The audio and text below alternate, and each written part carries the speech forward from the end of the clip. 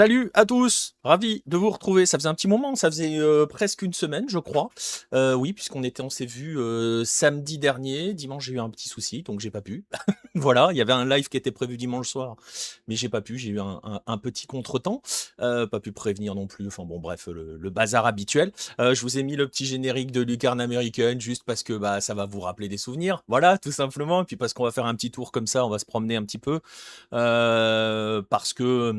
parce qu'il y a pas mal de choses à voir ensemble. On va en discuter un petit peu. Et puis si on est chaud, on a un match à 1h30. On a un match de MLS à 1h30. C'est à peu près tout ce qu'il y a ce soir. Après, il y a des matchs mexicains, mais c'est à 4h du matin, donc ça va pas être possible, hein, on va pas se mentir. Ça va pas être possible. Et comme je suis pas certain de pouvoir faire la soirée MLS demain soir, bah voilà, on fera peut-être ça, voilà. Et peut-être que demain soir, il y aura pas de live, je sais pas encore. Je me tâte un petit peu, faut que je bouge dimanche, faut que je parte tôt, donc ça risque d'être compliqué. Et je vais vous prévenir même avant, il y aura pas de live la semaine. Ouais, c'est City Toronto, Natio. Il y aura pas de live la semaine prochaine, pas avant le week-end prochain. La semaine va être, voilà, ça va être un peu compliqué, donc il y aura pas de live à ce moment-là, et on devrait se retrouver soit le samedi prochain, soit dimanche prochain. Voilà, petite semaine où on va, pas qu'on souffle, mais ouais, il y a des choses à faire et puis on va pas se cacher. Il y a un petit, comment dirais-je, un petit blues post-Coupe du Monde. Vraiment, je vous jure. Mais bon, c'est pas grave. Tu vas à Bordeaux fêter le départ de Lopez? Non, mais il faut que je passe à Bordeaux, ouais, effectivement, pour des raisons personnelles. Donc il faut que je passe à Bordeaux dans la semaine. Donc il va falloir que je bouge un petit peu à gauche, à droite. Enfin voilà, ça va être un peu le problème. Un petit peu tout cela à gérer. Je vais y aller dans l'ordre. Je vais saluer que ceux qui sont dans le chat. Hichem qui a été le premier avec un message Gianni out. On va en parler de notre cher Gianni et de tout ce qui se passe autour. Salut à Guillaume Bolivar qui élimine l'extrême droite brésilienne. Les Argentins du Brésil, Guillaume, on dit maintenant. On dit plus extrême droite, hein, les racistes, c'est qu'en Argentine. Salut à Yaz aussi. À Nacio, donc à Licani, à Red, à Dim Creative. Gérard Lopez t'a demandé de racheter ses parts. Ouais, le 1 euro. Merde. Bah oui, oui, oui, parce que tu vois, c'était pour 1 euro symbolique et en fait, bah, je l'ai plus. Donc ça doit être mon argent. Triplé de Mercao ou pas? Bah écoute, on espère, hein. Enfin, moi j'espère parce que je l'ai dans une team. Donc voilà. Salut à Ibra aussi qui est en grande forme, j'imagine, avec ce River Plate qui est absolument dégueulasse. Non, on récupère le frère de Gérard. Je sais pas trop quoi en penser de cette histoire-là. Je sais pas trop. Je dînerai pas avec Gérard. Si Gérard cette semaine était, non, la semaine dernière était à Reno puisqu'il participait à un rallye avec son nouveau projet. Et là, je sais pas où il est, hein. Il paraît qu'il est du côté de Monaco maintenant. Moi, j'avais entendu dire qu'il vivait à Miami, mais voilà, non, non, rien de grave, Hichem, t'inquiète. Salut à Ma foi, qui est arrivé aussi après le mondial que tu nous as fait. C'est entendable que tu aies besoin de souffler. Ouais, non, et puis après, il y a d'autres choses à voir. Et puis, il faut que je réfléchisse un petit peu aussi à ce que je vais faire après. Donc voilà, parce que c'est comme tout le monde, hein, il va falloir trouver des solutions pour vivre, comme on dit. Voilà. Je vois que les packs sont encore activés. Normalement, il y aura des plans sur lesquels ils seront pas activés. Si c'est trop chiant, je les laisserai pas parce que je compte prendre cette partie-là, ce bloc-là, et le mettre sur YouTube pour les habituels. Vous savez, ce qu'on faisait avant avec Lucarne américaine. Ça reviendra, hein, à la rentrée, Lucarne américaine de manière générale. Donc voilà, Nico, il y a qu'à voir les tweets du nouveau président. Oui, je pense aussi, Guillaume. J'ai vu passer les tweets, j'ai vu ce qu'il a balancé, ça m'a fait rire. C'est GACP, mais en version française, quoi. Donc voilà. J'ai Canal avec Apple TV. Je peux regarder la MLS. Dim Creative, oui, tu peux regarder la MLS. Bah écoute, tu sais quoi? Je vais t'expliquer ça tout de suite parce qu'après, je sais, si je te dis, on le verra tout à l'heure, je vais oublier, je me connais. Euh, tu n'as qu'un seul moyen, c'est de passer par la plateforme d'Apple, tout simplement. Donc Apple TV, donc soit par l'appli, soit par ton navigateur web. Et la chose qu'il faut que tu fasses, c'est que le compte que tu vas créer sur Apple TV, si tu n'en as pas, que tu le relis à ton compte Canal+. Si tu fais point d'exclamation Canal, je crois, dans le chat, tu dois avoir un lien vers la FAQ qui va t'emmener vers, enfin, la FAQ, enfin, comment dirais-je, avec le tutoriel qui vient de chez Canal et qui te dit comment faire en fait, comment relier ton compte. Et par contre ensuite, oui, tu n'auras jamais accès aux matchs de la MLS via MyCanal. Mais tu auras accès, voilà, c'est ça, c'est point d'exclamation canal. Merci Hichem, c'est bien ça. Donc tu suis ce lien Team Creative, et là ils expliquent comment tu relis ton compte Canal à ton compte Apple TV. Si t'en as pas, tu dois en créer un. C'est juste tu poses un mail et un mot de passe, hein. Tu peux même créer une boîte mail fantôme, enfin parallèle, tu vois ce que je veux dire. Et donc et donc voilà. Par contre ensuite, pour voir les matchs de MLS, et c'est pour ça qu'il faut que tu relis à ton compte Apple TV. Tu ne pourras jamais les voir via MyCanal. Tu ne pourras les voir que si tu vas sur Apple TV, soit sur ton navigateur tv.apple.com, soit sur ton appli, que ça soit sur ta tablette, sur ton téléphone, sur ton ordi. Voilà, voilà. Je sais pas si j'ai été super clair, mais voilà, en gros, c'est l'idée. C'est l'idée. 9 qui est arrivé pour me chauffer un petit peu, Rion de River. Non, parce que bah après, oui, quand t'es Palmeiras. Bon, bref, mais bon, voilà, Rion de River, Rion de Boca, déprimant aussi. Je pense que j'en parlerai dans un Lucarne américaine à la rentrée parce que c'est quand même un vrai problème. Ce qui se passe en Argentine de manière générale au niveau du football des clubs. Parce qu'on pourrait trouver, tu vois, le côté la suite des jolies histoires, le côté, oui, un coup c'est Platense, un coup c'est Independiente Rivadavia qui fait des trucs sympas, l'année dernière c'est Belgrano, mais ça pose quand même des vrais problèmes de fond. Et très honnêtement, ça devient très compliqué de manière générale et ça peut poser des problèmes à plus long terme. Mais je pense que j'en parlerai un petit peu plus longtemps. Longoria a ramené la loose de l'OM. Longoria est en train de prendre des grosses pressions aussi, hein. Donc pas sûr qu'il reste très longtemps cette histoire. Donc voilà. En plus, on peut pas dire qu'ils ont gagné à domicile grâce à l'altitude. Ah oui, tu parles de Bolivar. Oui, oui, Bolivar à Grêmio, c'était magnifique. On en parlera de la Sudamericana. On regarde. Bah, je sais pas si non, on mettra pas les images parce que je me ferai engueuler. Mais voilà, j'ai tout compris, merci. Ok, nickel.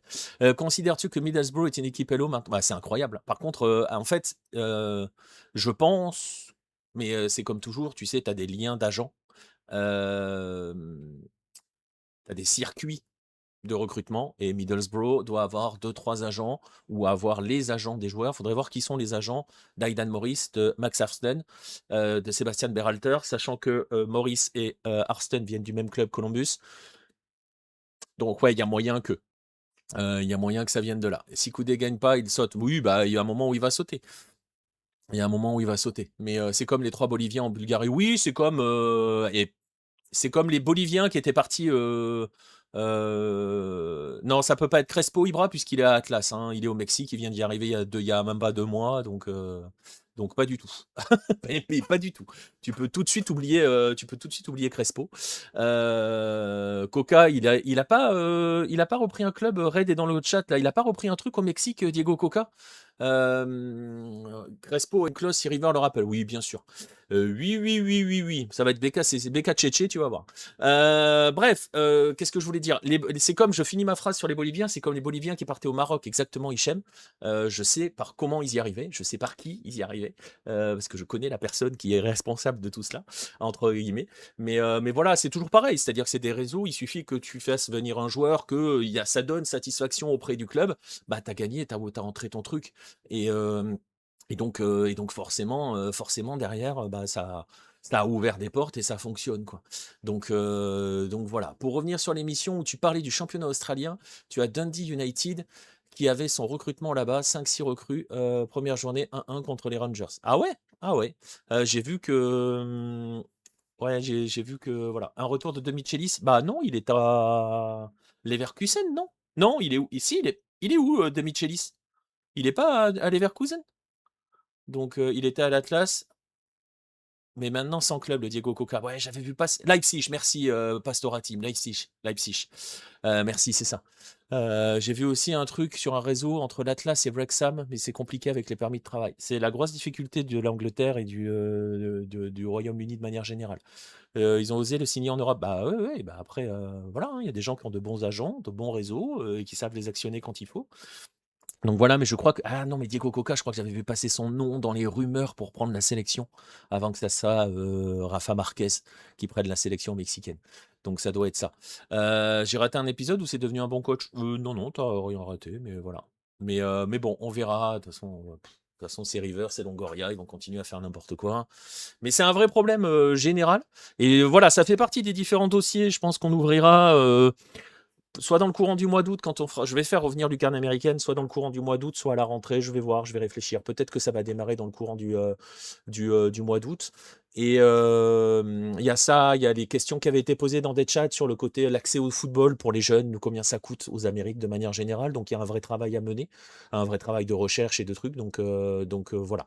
Donc ça fait partie de toutes ces choses-là dont on parlera et on va revenir. Là, on va se poser un petit peu tranquillement. Il est minuit 20, on va se poser 1 heure à peu près pour faire un petit peu le tour de pas mal de choses, de deux trois choses importantes, et après de parler de deux trois compètes pour histoire comment dirais-je, de vous occuper pendant que je serai pas là pour les débuts des lives, parce qu'il va y avoir des choses à faire et des choses à voir dans la semaine qui vient, et donc on va parler d'un petit peu de tout ça. J'espère qu'on va rigoler de Barranquilla qui a perdu face à sa réserve. Ah non, j'ai pas vu ça, Hichem. On parle d'André Correa qui s'est blessé au deuxième match. Oui, bah ça arrive, hein, si tu veux que je te dise. C'est une fake news. Ok. C'est deux clubs différents. Mais c'était quoi l'histoire? Luis Suarez coach bientôt. Luis Suarez, je suis pas sûr qu'il soit coach. Je sais pas s'il a passé ses diplômes. Exactement, Nacio. Putain, t'es fort. T'as lu mon truc, toi, c'est pas possible. On va parler de ça. Et on va parler de deux, trois choses. Et après, on va parler effectivement de tout ce qui est Caribbean Cup, Centro Americana qui est en cours. Il y a la CONCACAF U20 et on parlera de la Leagues Cup qui démarre dans 2-3 jours, en milieu de semaine. Donc il y a pas mal de choses. Barranquilla FC a battu au tir au but Junior de Barranquilla. Ah oui, non, c'est pas du tout le même club, les deux là. Donc voilà, on va parler de tout ça, on va se poser tranquillement, on va se lancer. Et puis je le disais, vers 1h30, 1h40, on a un match. On a New York City contre Toronto. C'est pas la plus grosse affiche de MLS, mais on va se poser tranquillement et on continuera un peu chill, tranquillement là-dessus. On va aborder deux, trois thèmes avant, histoire de parler un petit peu des Amériques. On va même déborder un petit peu des Amériques. T'es pour Toronto, Noé? Comment tu peux être pour Toronto? Ils jouent en rouge. Tu devrais être pour une équipe en vert. Tu devrais être pour Austin ou Seattle ou Portland. T'as pas le droit, Noé. Ah ouais, remarque, t'es supporter de l'Olympique Lyonnais aussi. Salut Philippe, salut Aizozi qui viennent d'arriver. J'aime bien, mais je m'en fous aussi. Le vrai football. Ouais, bah, ouais, c'est Toronto. C'est Toronto. Qu'est-ce que je voulais dire? On y va. On va commencer. On va parler époque El Tidor Giovinco. C'est vrai, c'est vrai. L'époque où, bah, c'est l'époque Bradley aussi, Michael Bradley au milieu. Donc c'est l'époque où bah, il gagne la MLS, non? 2016, par là? Un truc comme ça. Le cas Vozinha, j'ai pas tout compris. J'ai vu passer ton truc sur le Discord, Hichem. Et c'est l'époque où ils vont en finale de Conca Champions et où ils perdent contre les Chivas de Mathias Almeida, c'est ça, Noévé? Donc ça doit être 2017, ça, la finale. C'est ça, hein, où ils ont trouvé le moyen de perdre contre les Chivas, qui étaient nuls au possible à ce moment-là. Vozinha à Berkane. Moi, alors, je vous l'avoue, j'ai pas tout suivi. J'en étais resté à l'épisode Vozinha arrive à Colo Colo. Donc je sais pas, j'ai pas compris. Je comprends pas. Après, je t'avoue, c'est vrai que j'ai pas vu passer tu vois, la news de présentation, mais pas compris. Donc, ouais, bon, il rejoint son coach. Bon, c'est dommage, un comment dirais-je, manque de publicité supplémentaire pour nos amis. Pour nos amis de Colo Colo, ça serait bien que ma souris arrête de faire n'importe quoi parce que j'ai des trucs à vous montrer et que je vais le faire en faisant ça. Bref, au Chili, il peut pas s'appeler Vozinha si j'ai bien compris. Pardon? J'ai rien compris. Alors là, pour le coup, j'ai pas compris, Nacio. Non, mais j'ai pas suivi l'histoire, hein. Je veux bien, voilà, entendre vos trucs, mais j'ai pas suivi du tout l'histoire. La tournure que prend la carrière de Vozinha, on dirait une aventure de Martine. Oui, après, il a 40 piges, hein, le mec, hein. Donc, sur le maillot, il pouvait pas mettre Vozinha sur le maillot, pourquoi?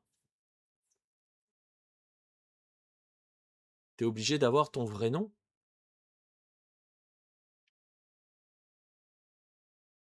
T'es obligé d'avoir ton vrai nom au Chili? Je suis pas sûr à 100% de cette histoire. Qui c'est qui a dit ça? Je suis pas sûr, hein. Je l'ai dit, Red. Je l'ai dit que Crespo était à l'Atlas. Et que ça démarre pas trop mal. J'avais pas vu ça. Berka n'a pas de gardien car Mounir et Karjaoui est parti libre. Ok. Je savais pas qu'il y avait une règle qui interdisait. Faut demander à Chileno. Ouais, bah écoutez, s'il débarque dans le chat, on va lui demander. Je suis en train d'essayer de chercher des joueurs qui avaient pas leur nom dans le dos. Enfin, tu vois ce que je veux dire? C'est vrai que, tu vois, Choupeté, je crois qu'il y avait Soiseau dans le dos. Ouais, il y avait Soiseau, je l'ai sur maillot Soiseau. Bah, écoute, ouais, bon, écoute, on verra. Je savais pas, je connaissais pas cette règle. Je trouve ça bizarre. J'essaie de réfléchir à des Brésiliens qui sont passés récemment, parce que généralement, c'est surtout les Brésiliens, les autres, c'est des surnoms, mais Vozinha, ouais, bon, après, si, c'est pas ça qui fait capoter un transfert, hein. On va pas se mentir, hein. C'est, voilà. Mais bon, bref. Allez, on y va. On a des trucs à parler. On va commencer par ce dont on parle beaucoup depuis hier, depuis 2 jours. Je viens de me réfugier. J'étais sur Discord avec Kylian, il est parti checker le mercato en Indonésie, je suis perdu. Ah non, non, non, laisse tomber. Va-t'en vite, va-t'en vite. Va-t'en vite. Va-t'en vite. On va regarder 2, 3 trucs et on va forcément parler de cette histoire qui fait beaucoup, beaucoup, beaucoup parler. Cette histoire, c'est cela. Est-ce que je peux l'afficher comme ça? Ouais. Peut-être que je devrais même réduire parce qu'on voit pas bien ce qui est écrit et le chat est devant. Alors bougez pas, on va faire comme ça. Ah ouais, mais c'est pas top ça. Est-ce que si je fais ça, on va la faire à l'artisanal, hein? Ah oui, mais je peux pas aller plus bas. Bon, c'est pas top. C'est pas grave. Bah, du coup, on va le laisser en plein écran, parce que sinon c'est moche. Et puis de toute façon, voilà, on va le laisser en plein écran, on va le laisser en full screen. Ça sera pas plus mal.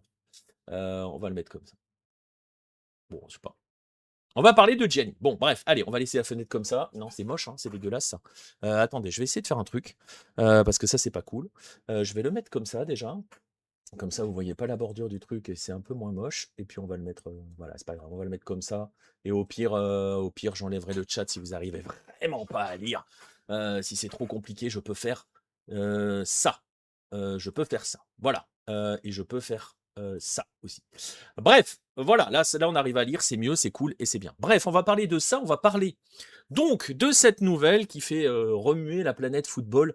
Beaucoup de monde pour la finalissima incroyable, hein, Noévé. Quel match de merde. On va pas revenir là-dessus, mais bon, bref. Donc, cette fameuse histoire de la FIFA qui entend, je vous lis le titre, hein, porter le financement du développement du football à plus de 10 milliards de dollars, sous réserve de l'approbation de ses associations membres. Alors, on va pas lire absolument tout ce qu'il y a écrit là-dessus, mais en gros, concrètement, notre cher ami Gianni a un nouveau programme qu'il veut mettre en place qui s'appelle Fast Forward. En gros, il veut créer une entreprise qui s'appelle FIFA Forward Enterprise. C'est écrit ici. Voilà, qui est chargée de regrouper les activités commerciales et événementielles de l'organisation. Elle contrôlerait le contrôle exclusif, blablabla, blablabla, blablabla. Mais quand même, elle ouvrirait un petit peu ses parts à des capitaux privés, à des investisseurs qui viendront mettre un petit peu de thunes là-dedans. Bref, tout ça pour dire que notre ami Gianni, il s'est dit que il n'a jamais permis à la FIFA de gagner autant d'argent que pendant son mandat, parce que c'est une réalité, il faut le dire. D'ailleurs, ça a été un des arguments qui a été utilisé à l'époque, je crois, par La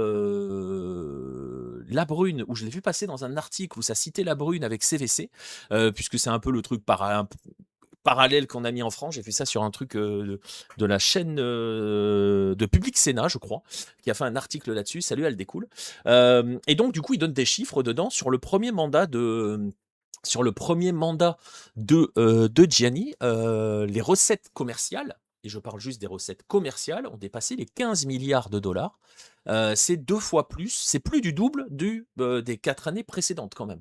Donc il se dit qu'il a jamais gagné autant de thunes et qu'il fallait quand même toujours gagner un petit peu de thunes. Alors cette fameuse entreprise et ces fameux investisseurs qui sont derrière, il s'avère que c'est le gendre du beau-frère, de l'oncle, de la tante, enfin bon, les trucs habituels, les montages à la con habituels.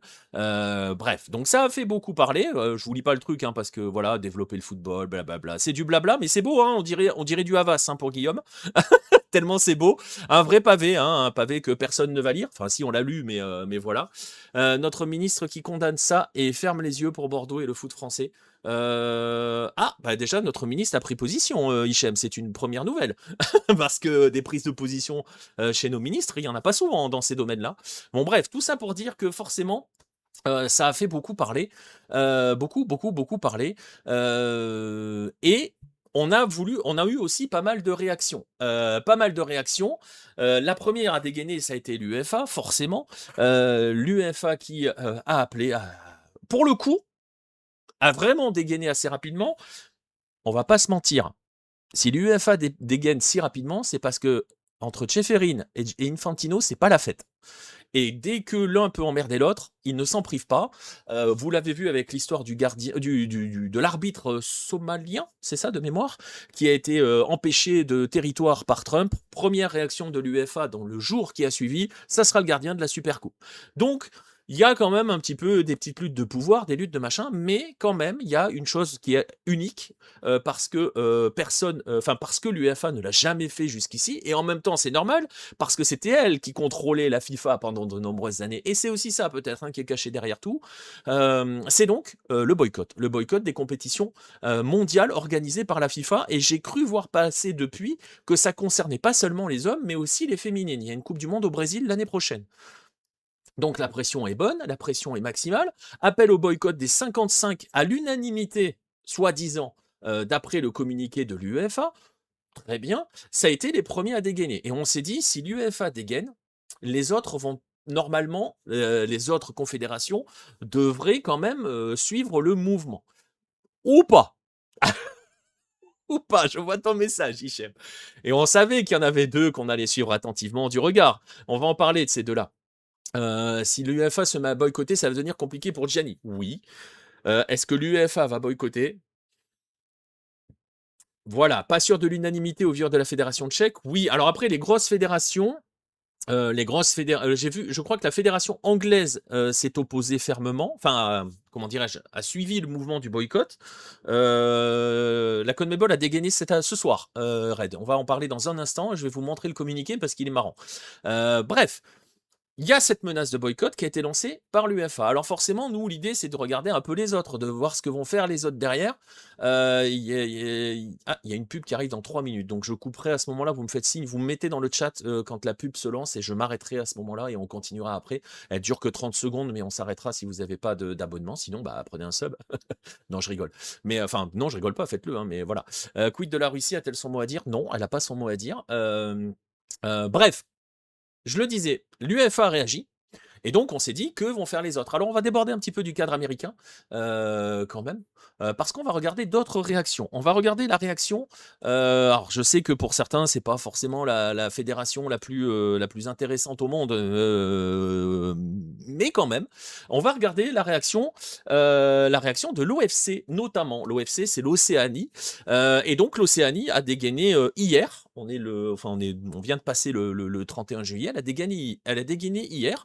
Et vous allez voir que les réactions sont mitigées quand même, parce qu'autant l'UEFA elle appelle au boycott, autant les autres, eh ben c'est pas gagné. L'Océanie, vous le voyez, le message est court, donc je vais vous le lire.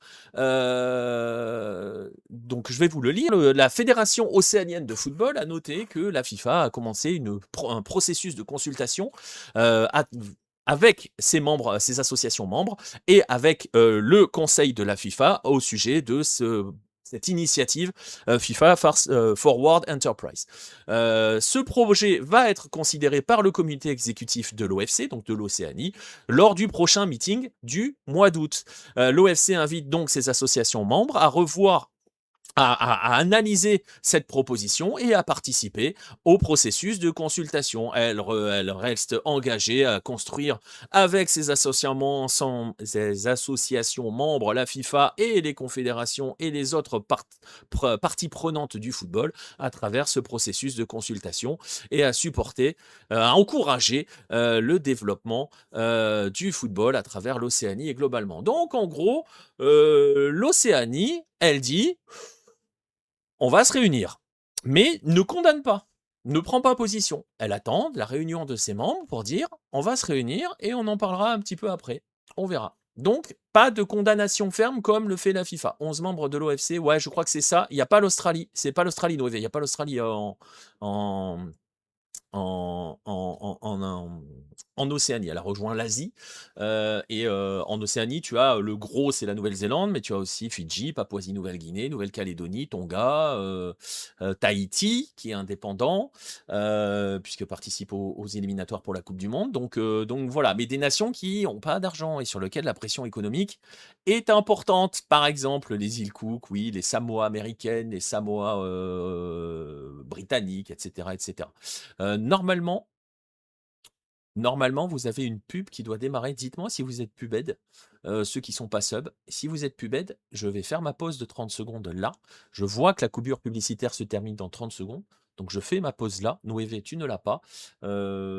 Écoute, voilà, on continue comme ça et puis après je vais reprendre le chemin. Il reste 20 secondes, donc on va attendre la fin du passage de cette pub. Il y en a qu'une par demi-heure, donc on est peinard.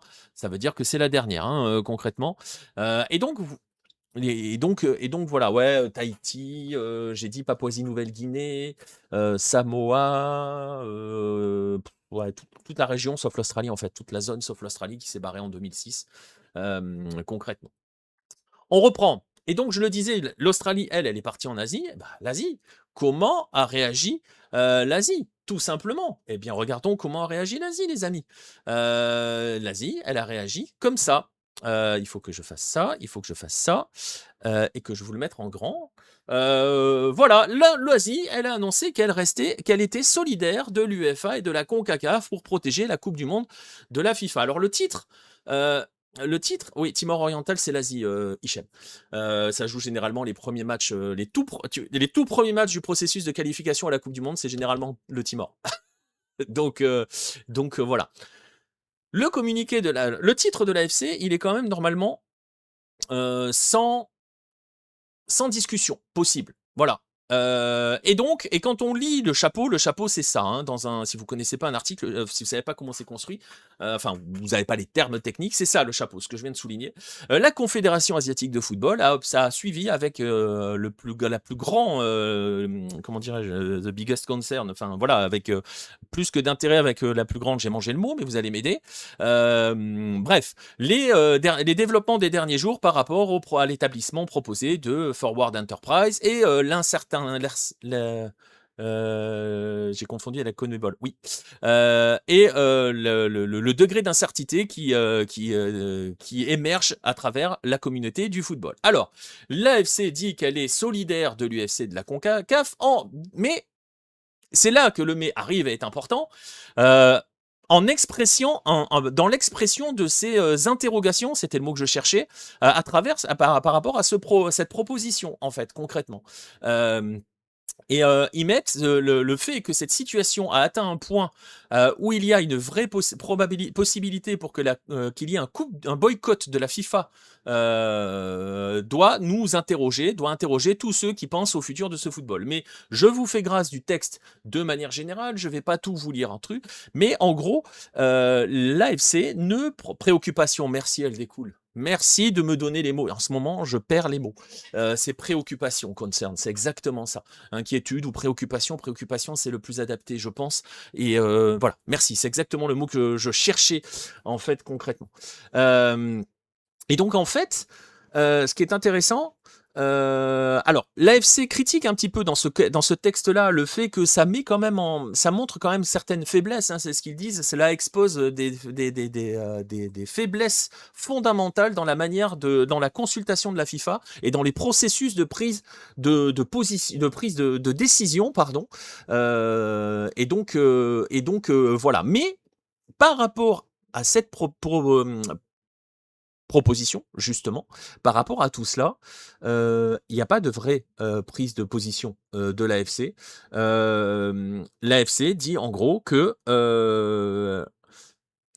en fait, l'AFC s'en prend au mode de gouvernance de la FIFA, à la manière dont les décisions sont prises. Ça, c'est ce qu'ils disent à la fin. Voilà. Mais il n'y a pas de vraie prise de position pour ou contre. Oui, le pavé, ah bah attends, c'est pas le plus gros pavé qu'on a vu, hein. Mais il n'y a pas de vraie prise de position pour ou contre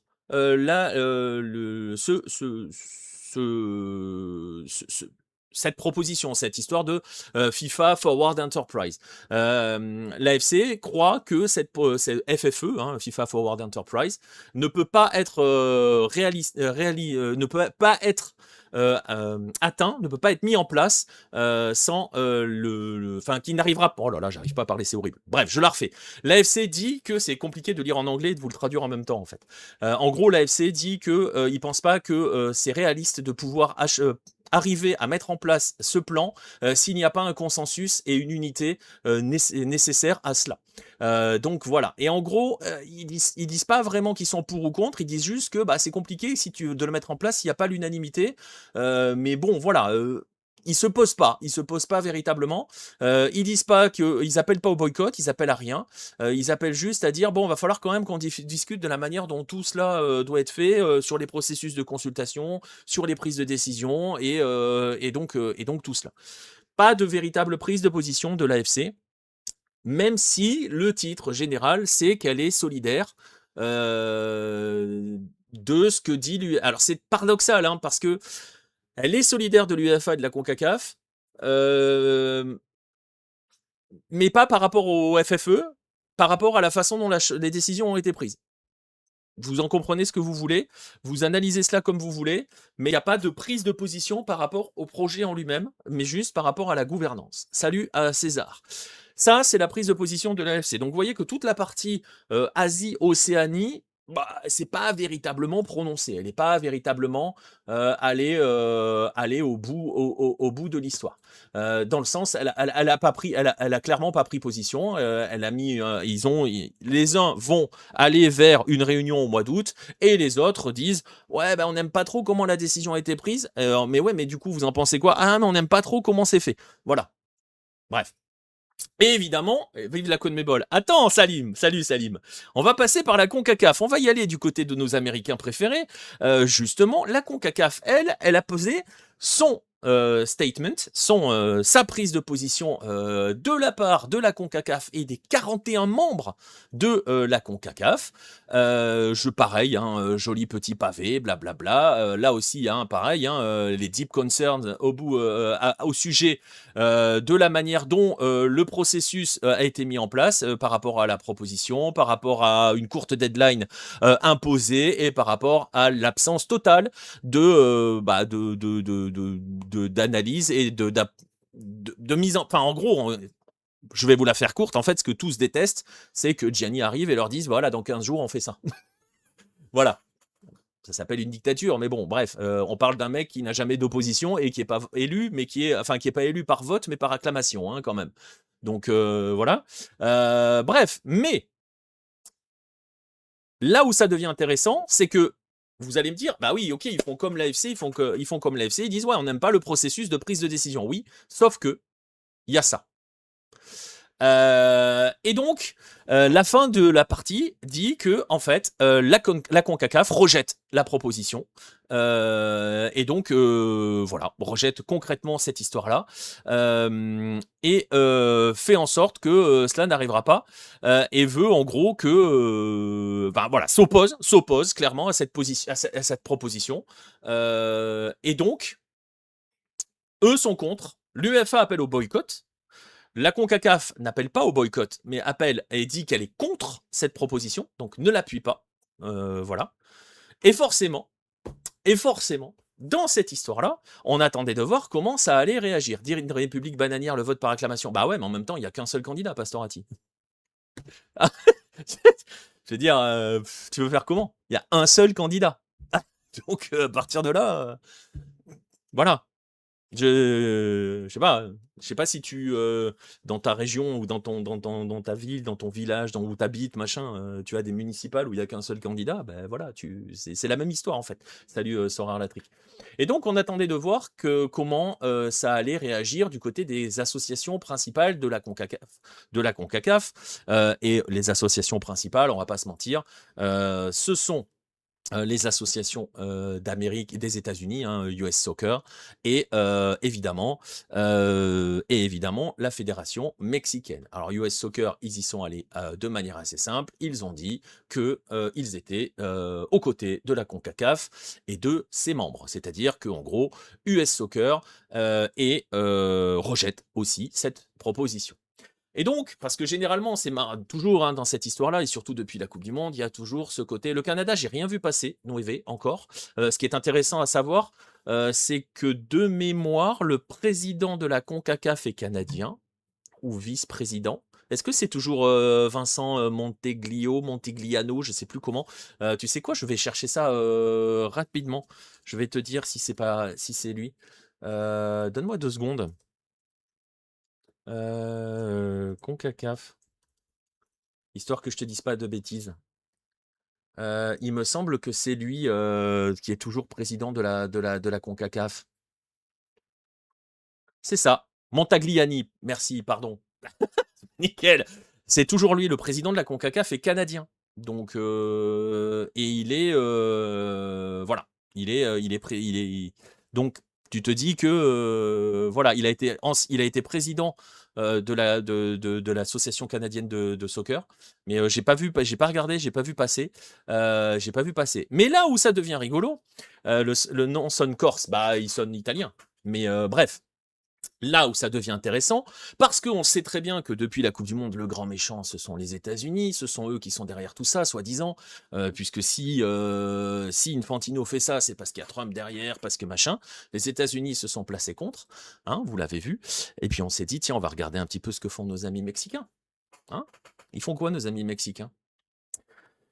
La Fédération mexicaine de football a été informée par la FIFA le 28 juillet par rapport à la proposition de son président Gianni Infantino pour augmenter les revenus du programme FIFA Forward, principal moyen pour permettre un développement pour fomenter un développement positif du football à travers le monde à partir d'un nouveau modèle financier. Dans cette note, dans cette communication, dans cette lettre, la FIFA explique que pour les fédérations, pour que les comment dirais-je, pour que les fédérations puissent prendre une décision informée, donc en étant informés par rapport à leur participation dans ce processus, ils allaient mettre en place on va dire des ateliers de travail pour justement propager cette information, en gros pour expliquer ce dont il a été question et tout donner tous les documents qui sont liés à ce nouveau modèle. Et donc la Fédération mexicaine de football nous explique que eh ben, oui, elle va attendre, elle va regarder hein, ce processus d'études et d'analyse pour prendre la bonne décision, la décision qui conviendra le mieux au développement du football mexicain. Et donc vous avez une confédération, la CONCACAF, les tweets de réponse à droite, ouais, ouais, il faut pas les regarder. Faut pas regarder. Oui, le fils de Trump est dans les investisseurs, je sais. Mais bref, donc concrètement, nos amis mexicains, bah forcément, quand il y a un peu de thunes, hein, quand il y a une question d'argent à se mettre derrière, bah, les Mexicains, la solidarité, ils en ont un peu rien à foutre, hein, pour dire les choses très clairement. Donc la solidarité avec la CONCACAF, bah il y en a pas des masses. Et donc eux, en gros, ils disent comme l'OFC, ils disent presque. L'Asie le dit pas comme ça, mais en gros, bah voilà, si on nous informe bien, on prendra le temps, on va analyser, puis on va peser le pour et le contre. En gros, n'oubliez pas que le mot analyse en mexicain se dit maletas. Et donc, en gros, s'il y a quelqu'un pour arroser un petit peu les dirigeants mexicains, ne vous inquiétez pas qu'ils étudieront attentivement ce projet. Alors, ça devient intéressant parce que ça met en place une petite guéguerre. Et on a vu passer un tweet. Alors, je ne sais pas si ce compte-là est vraiment officiel ou très. Enfin, tu vois. Je ne sais pas quelle importance accorder à ce compte-là. Mais ce qu'on a vu passer, j'espère que c'est vrai, parce que ça peut être très drôle. C'est cette info. La CONCACAF étudierait un moyen de sanctionner le Mexique pour s'être mis à part du bloc régional. En gros, pour s'être isolé, hein, pour ne pas avoir suivi le mouvement de solidarité, en gros, concrètement. Et donc, après le rejet unanime des confédérations du plan de Gianni Infantino pour ouvrir la porte aux investissements privés au tournoi de la FIFA, la Fédération mexicaine de football a décidé, elle, d'analyser la proposition de manière indépendante. C'est ce qui est écrit ici. En réponse, la CONCACAF est en train d'évaluer d'exclure le Mexique de ces compétitions comme la Gold Cup et la Leagues Cup. La Leagues Cup démarre la semaine prochaine. En plus d'une importante sanction avec la perte de points lors des éliminatoires pour la Coupe du Monde si la Fédération mexicaine de football ne modifie pas sa position dans les prochains jours. La Leagues Cup démarre le 4 août, on est le 1er août, et donc vous voyez que, en gros, concrètement, il va falloir commencer à sortir un petit peu le popcorn, parce qu'on risque de s'amuser assez rapidement dans cette histoire-là. La Leagues Cup qui va redevenir la US Cup, ouais, c'est un peu ça, c'est même pire que ça, c'est la Coupe de la Ligue, là, pour le coup, parce que la Coupe de la Ligue, c'est la League Cup, qui enlève le S, sachant que, j'en parlerai un petit peu tout à l'heure, mais la Leagues Cup, c'est pas une compétition anodine. La Leagues Cup, c'est une compétition continentale qui concerne l'Amérique du Nord, et uniquement la zone Amérique du Nord de la CONCACAF, et qui permet de se qualifier pour la Ligue des Champions de la CONCACAF 2027. Donc c'est pas une compétition anodine. C'est l'équivalent de la Centro Americana dont on va parler tout à l'heure, c'est l'équivalent de la Coupe des Caraïbes dont on va parler tout à l'heure. Donc voilà, ça plus une exclusion de la Gold Cup. La Gold Cup, c'est quand même le pays le plus titré, hein, le Mexique. Donc voilà, en fait, il y a des pressions qui sont en train de se mettre un petit peu partout. C'est absolument rigolo. On va voir ce qui va se passer. Mais concrètement, on en tire quoi de tout cela? C'est que l'Asie n'a pas véritablement pris position. L'Océanie dit on va étudier. La CONCACAF dit on est contre, mais le Mexique dit nous on veut bien regarder quand même. Hein. On veut bien regarder. Gentiment, quand même, hein, juste comme ça, pour voir s'il n'y a pas un petit peu de thune à se mettre dans le coin. Et donc reste, comme le disait Salim tout à l'heure, nos fameux amis de la CONMEBOL. Est-ce que la CONMEBOL va prendre position? Alors, il y a une chose qu'il faut savoir, c'est que du côté de la CONMEBOL, on est en plein hiver, hein, on est dans l'hiver, hein, l'hiver paraguayen, puisque la CONMEBOL, je le rappelle, est à Asunción, au Paraguay, et que le réseau passe pas bien l'hiver. Voilà. Donc généralement, ça met un petit peu plus de temps à réagir. Alors, c'est dommage parce que ça s'est joué à quelques jours, à une dizaine de jours. Rappelez-vous que Alejandro Dominguez, dès le 20 juillet, dès le lendemain de la finale de la Coupe du Monde, nous avait expliqué que à présent, il fallait se tourner vers le tournoi du centenaire de 2030 avec le Paraguay, l'Argentine, l'Uruguay qui allaient accueillir la Coupe du Monde à 64 équipes. Déclaration sur Twitter qui arrivait alors que à la FIFA, on nous balançait un truc disant que ils allaient mettre cela à l'étude. Vous voyez un petit peu le même genre de processus décisionnel. Bon, bref. Mais là, à 10 jours près, perte totale de réseau et la CONMEBOL a mis un petit peu de temps quand même à réagir. Alors elle a réagi comment? Cette CONMEBOL, c'est tombé juste avant le début de l'émission. Juste avant, là. Donc je vais presque le lire en même temps que vous, hein, concrètement. La CONMEBOL réaffirme que sa priorité restera toujours le football, ses valeurs, son peuple, sa passion, qui en ont fait le sport le plus populaire du monde. Bien sûr, Alejandro, bien sûr. Nous comprenons que le développement du football requiert des décisions à caractère commercial et financier, et bien sûr, ces décisions doivent être tout le temps prises au service du football et en aucun moyen au-dessus de son essence. Effectivement, la CONMEBOL, qui organise par exemple la Copa América aux États-Unis, le fait pour le développement du football de sa région, bien sûr. Voilà. Bref, il manque pas d'humour. Non, il manque pas d'humour, mais c'est pour ça qu'on les aime. Chiqui Tapia a écrit le communiqué. Je sais pas. Bref, el fútbol siempre está primero. Le football d'abord, les amis. Toujours. Toujours, hein. Rappelons que, voilà, je l'ai dit. Mais bref. Depuis que la CONMEBOL a pris connaissance de la proposition présentée par la FIFA par rapport à ce fameux projet FFE et en accord avec ses procédés institutionnels, la CONMEBOL a initié un processus de consultation à travers ses associations membres et convoque une réunion de son conseil avec le seul objet d'analyser et d'évaluer la fameuse proposition avec la responsabilité et la rigueur que ce sujet exige, bien sûr. Dans cet objectif, dans cet objectif, ouais, la CONMEBOL demande à la FIFA des informations additionnelles et des déclarations sur les différents aspects relatifs à la structure, à la gouvernance et aux possibles effets du projet FFE. La CONMEBOL continuera d'avancer avec prudence, responsabilité et esprit de collaboration qui contribuent au renforcement du football mondial uniquement à travers les canaux institutionnels et les principes de bonne gouvernance. La CONMEBOL appelle à l'unité de toute la famille du football et à placer toujours le football au-dessus de quelconque intérêt. Ce communiqué, je vous invite à le garder dans un coin, à le mettre tranquillement dans un coin et de toujours souligner quelques phrases. El fútbol siempre está primero. El fútbol anteponer siempre el fútbol por encima de cualquier otro interés.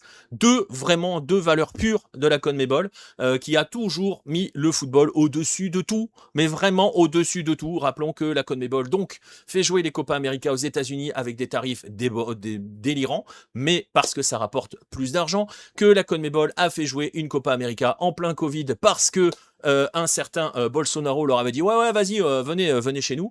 Bref, l'intérêt du football par-dessus tout, tout le temps. Toujours, jamais l'intérêt de l'argent avec la CONMEBOL. Et donc concrètement, la prise de position de la CONMEBOL, c'est pas une surprise, c'est la même que l'AFC, c'est la même que le Mexique, on veut bien regarder quand même. On veut bien regarder. Je sais pas qui est le pire des cas entre la fédération mexicaine, la CONMEBOL ou la CAF sans aucun communiqué. Pour dire les choses très clairement, elle découle la fédération mexicaine et la CONMEBOL, c'est la même chose. Et c'est pour ça peut-être que le Mexique devrait retourner en CONMEBOL, devrait jouer les matchs de CONMEBOL, enfin retourner en CONMEBOL, ils n'y ont jamais été, mais tu vois ce que je veux dire. La Tchéquie, je sais pas. Il n'y a pas Internet en Afrique, alors c'est l'été, il fait extrêmement chaud, peut-être que tous les serveurs ont sauté en Afrique. Voilà. J'ai juste vu un journaliste qui avait salué, un consultant et journaliste du football africain qui avait salué la prise de position. Mais voilà, donc est-ce qu'on est parti pour une coupe du tiers-monde? Je ne sais pas. La CAF attend la réaction du Maroc pour décider, peut-être. Voilà, vous voyez que on s'était dit, on va pas se mentir, hein, on s'était dit, youhou, l'UEFA a sorti ses coronesses, l'UEFA va faire vaciller la FIFA. On va dire les choses très clairement. Économiquement parlant, l'UEFA est la plus puissante au monde, ça c'est une certitude. Est-ce que les sélections de l'UEFA peuvent se passer de la Coupe du Monde? Je ne sais pas. Financièrement parlant, je ne sais pas. Ils ont tellement aucun respect pour la Coupe du Monde féminine. Ah bah tout le monde s'en fout là dans ces cas-là. Là franchement, la Coupe du Monde féminine. Et la Coupe du Monde féminine, Noévé, tu le sais toi, elle est au Brésil en 2027. La CAF attend lundi, c'est toujours le premier jour du mois. C'est vrai. Bien joué. Nico, je t'avais dit que la FIFA allait passer par les petites fédés pour passer leur truc. C'est pas la question de passer par les petites fédés. Red. Le truc, c'est que là, il n'y a pas eu de vote pour l'histoire. Il y a une pression qui est mise, mais il y a aussi les confédérations qui sont au-dessus. Par exemple, l'UEFA, alors on va me dire, oui, mais la Tchéquie, oui. Sauf que les gros. Je vais te dire, je vais pas être. Je combats ça régulièrement. La condescendance, le machin, voilà, bref. Très honnêtement, une Coupe du Monde sans l'Angleterre, sans la France, sans l'Espagne, sans l'Allemagne, et avec la Tchéquie, voilà.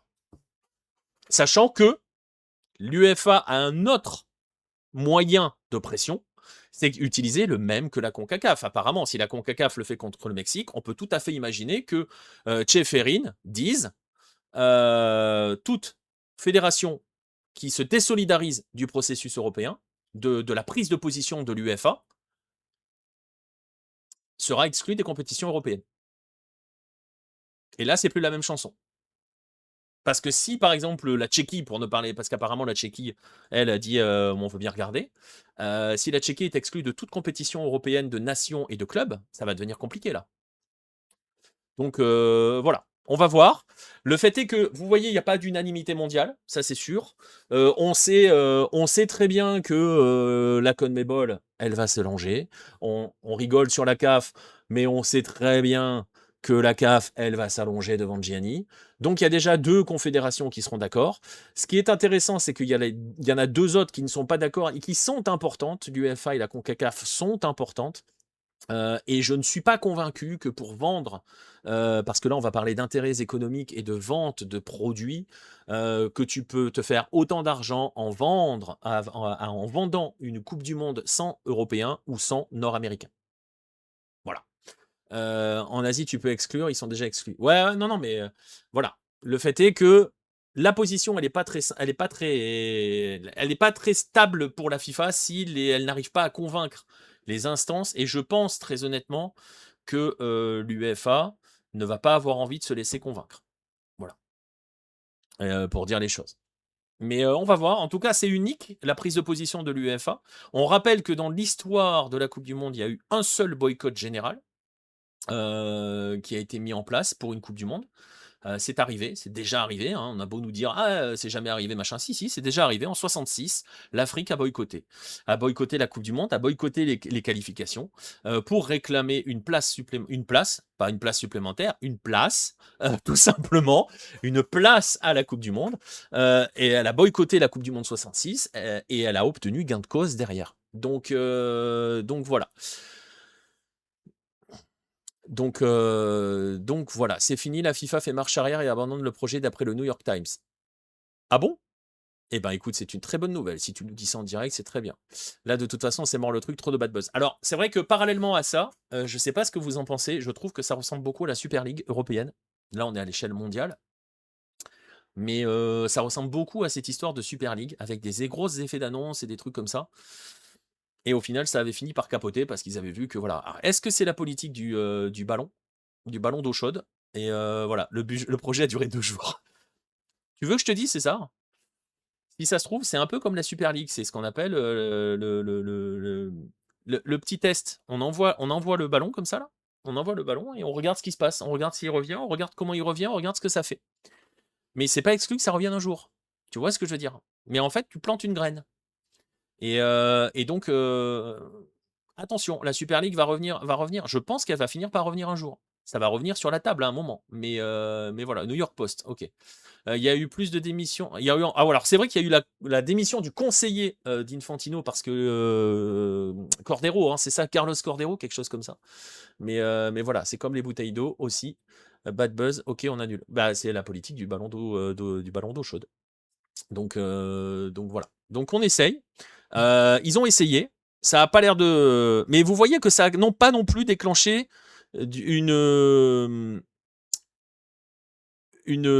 comment dirais-je, une réaction unanime de toutes les confédérations. Donc tous ceux qui, et en particulier, moi c'est ça qui me fait marrer, c'est la CONMEBOL qui te parle de défendre le football par-dessus, machin et tout. Mais voilà, la CONMEBOL hein, qui met le football par-dessus tout, elle veut quand même bien regarder, hein, parce que ça peut être intéressant quand même cette histoire.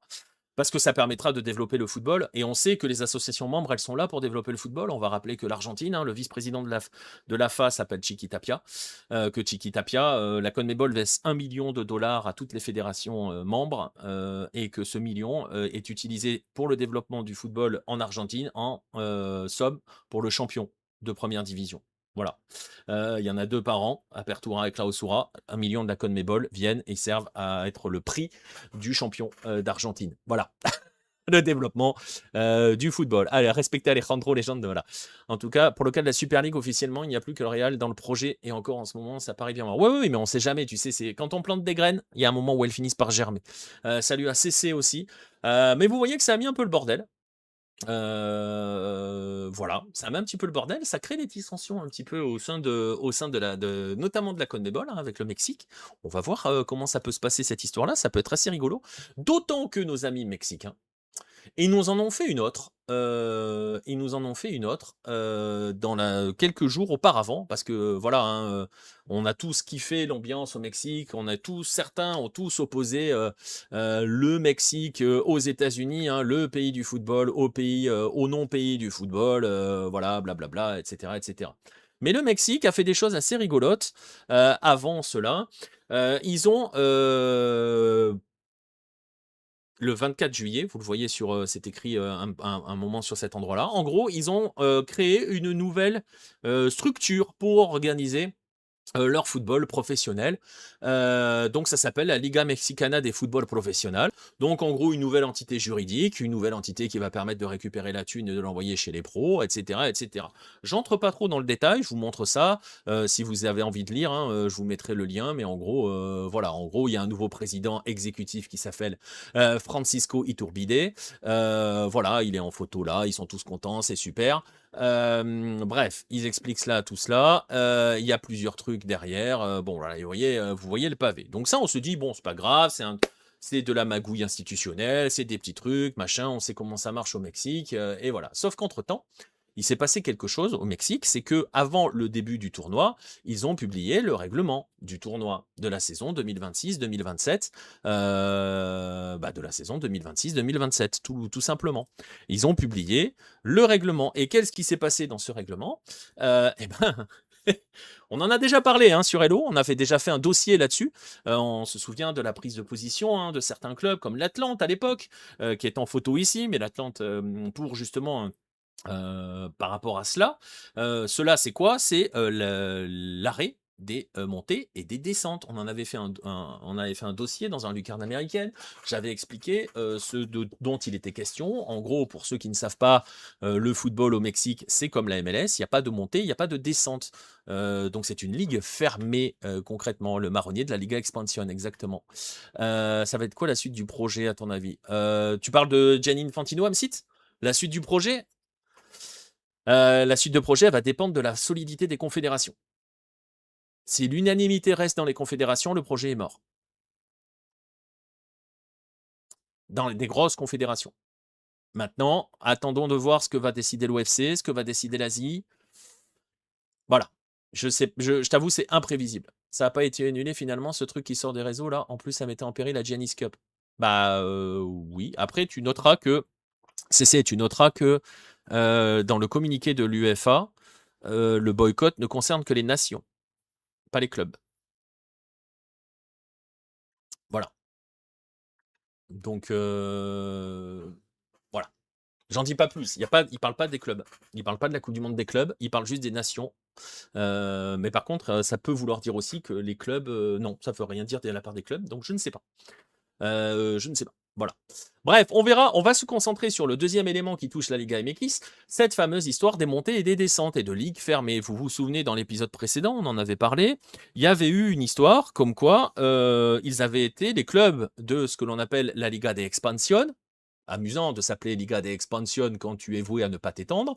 Mais bon, bref, les clubs de la deuxième division fermée s'étaient plaints parce que après le Covid, la Liga MX avait annoncé que pendant 5 ans, pour assurer la pérennité de ces clubs, elle allait fermer sa première division, juste le temps en gros, de digérer les conséquences économiques du Covid, et ensuite ça réouvrirait au bout de 5 ans. Vous vous rappelez qu'on en avait parlé dans un précédent dossier, qu'il y avait eu des histoires comme quoi on avait découvert que finalement c'était pas 5 ans mais c'était 6 ans, que ça devait être là pour la saison 2026-2027. Les clubs avaient été au TAS. Rappelez-vous, je vous avais parlé des histoires de menaces économiques qui avaient pesé sur les différents clubs.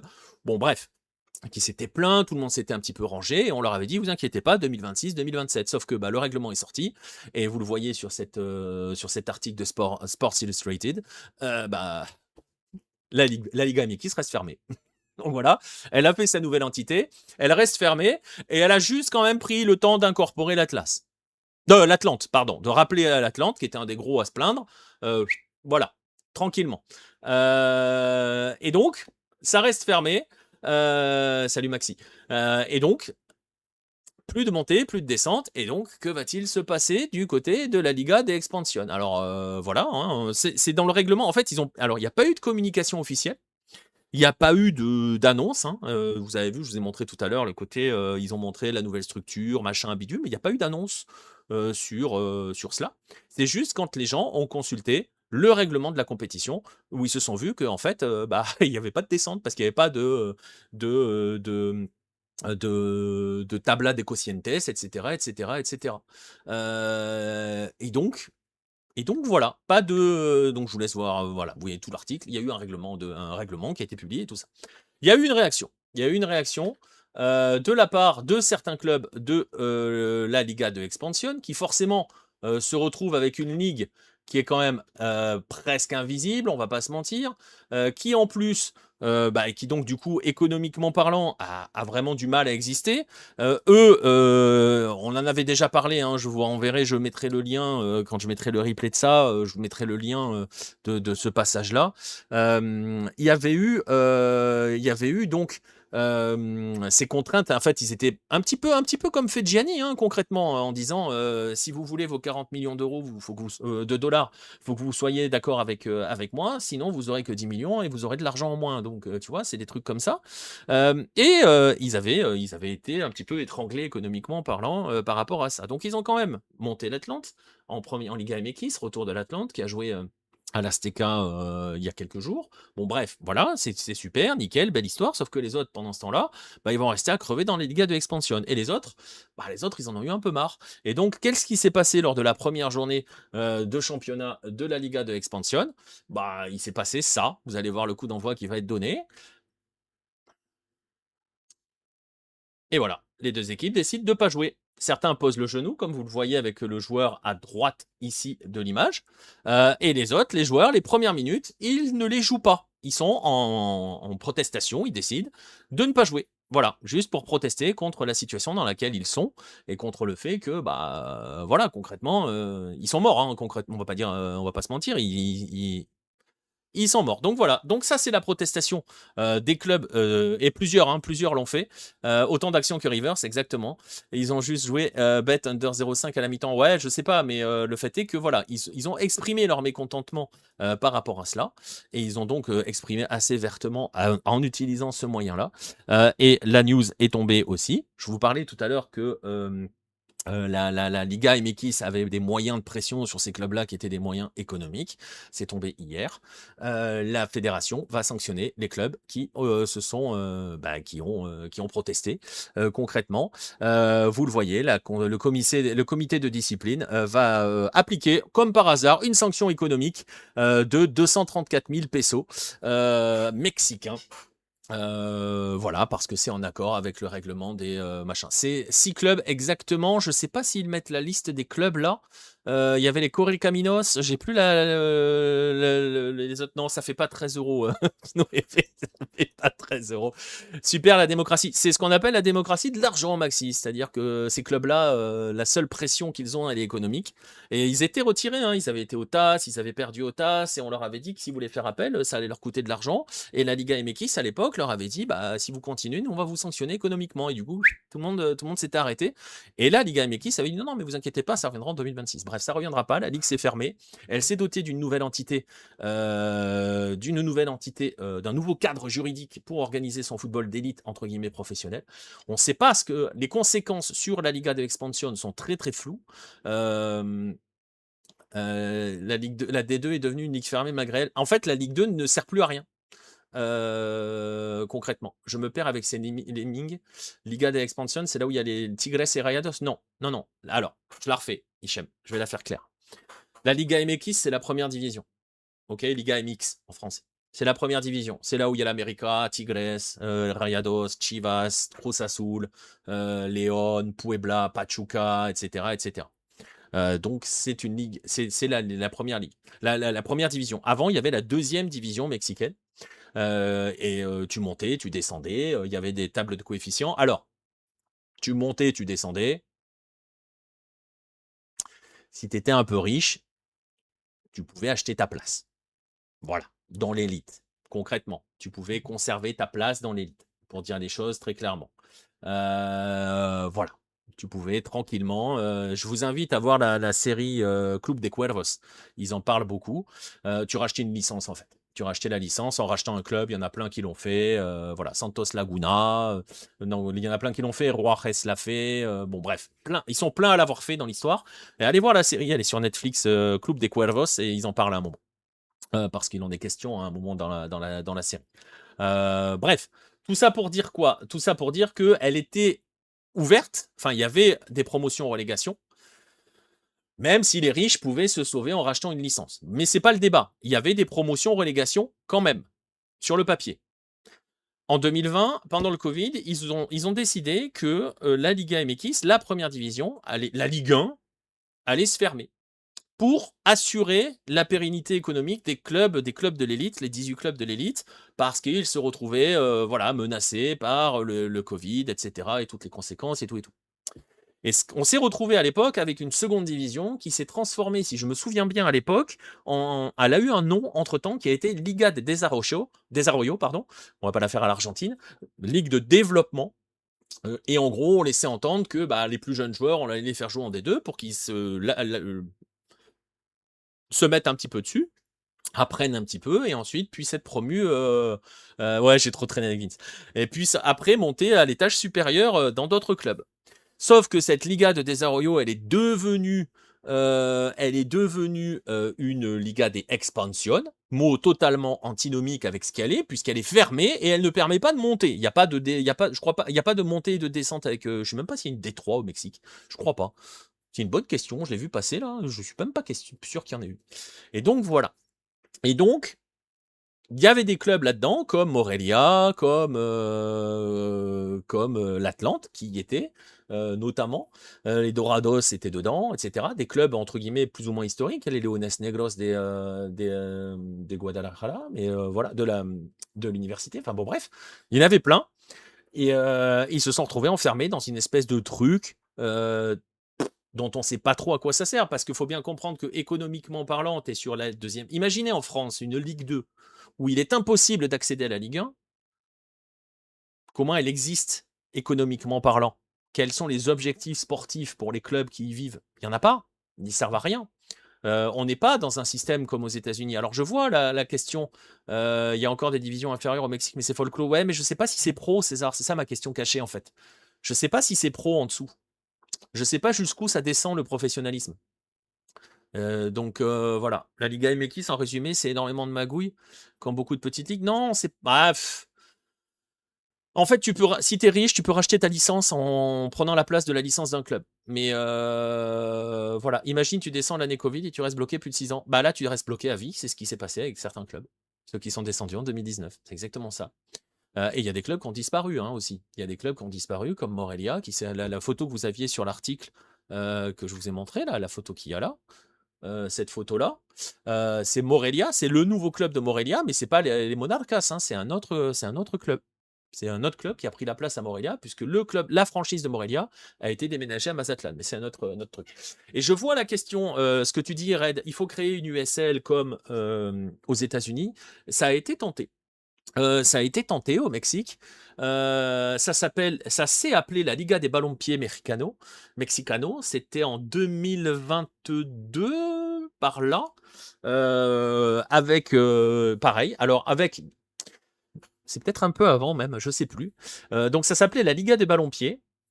Elle s'est créée, il y a eu des clubs professionnels avec des règles et une charte très très sévère parce qu'il y a aussi du côté de la Liga MX des clubs qui servent à blanchir un petit peu d'argent pas très propre, hein, si vous voyez ce que je veux dire, avec de la poudre et tout et tout. Bon bref, il y a eu les Tiburones Rojos de Veracruz avaient fait un article sur Halo à l'époque par rapport à leurs propriétaires et tout, le club a disparu mais alors fallait voir le truc.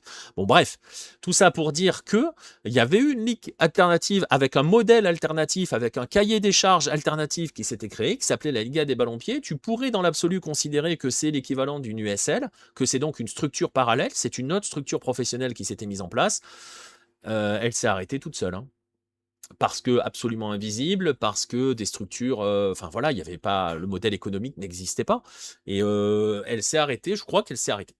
J'ai plus de nouvelles d'elle, je crois qu'elle s'est arrêtée, je sais plus au bout de combien de saisons. Donc voilà. C'est dans les règles de la ligue, donc c'est pas des magouilles, mais sportivement parlant, c'est des magouilles. Ouais, c'est ça, c'est dans les règles. En fait, c'est juste si tu trouves quelqu'un qui vend sa licence pour que tu la récupères. Hein. Mais c'est pas de la magouille. Mais si t'es un peu riche, tu peux t'en sortir, tu descendras pas. Donc voilà, ça perd contre le MLS All-Star. Ouais, mais bon, ça n'a rien à voir, ça. Ça n'a rien à voir. Mais bon, voilà, tout ça pour dire que le Mexique, en ce moment, hein, on a beaucoup, et à raison, On a beaucoup kiffé ce qui s'est passé durant la Coupe du Monde au Mexique. La manière dont le Mexique a vécu la Coupe du Monde, a fait vivre la Coupe du Monde à tout le monde, c'était génial. Bah, sauf qu'au final, le football local est toujours dirigé par des mecs qui ne pensent qu'à la thune, qui ont fermé leur ligue, qui ont mis en place une nouvelle structure et qui ne sont pas forcément. C'est décevant l'après. Mais c'était décevant avant, en fait. Tu vois ce que je veux dire? Au point de vue des clubs, c'est toujours très décevant. Et donc, tu as une fédération mexicaine qui se met en porte-à-faux avec le reste de la CONCACAF, et tu as une ligue professionnelle qui crée sa nouvelle structure et qui se met en porte-à-faux avec la moitié de ses clubs.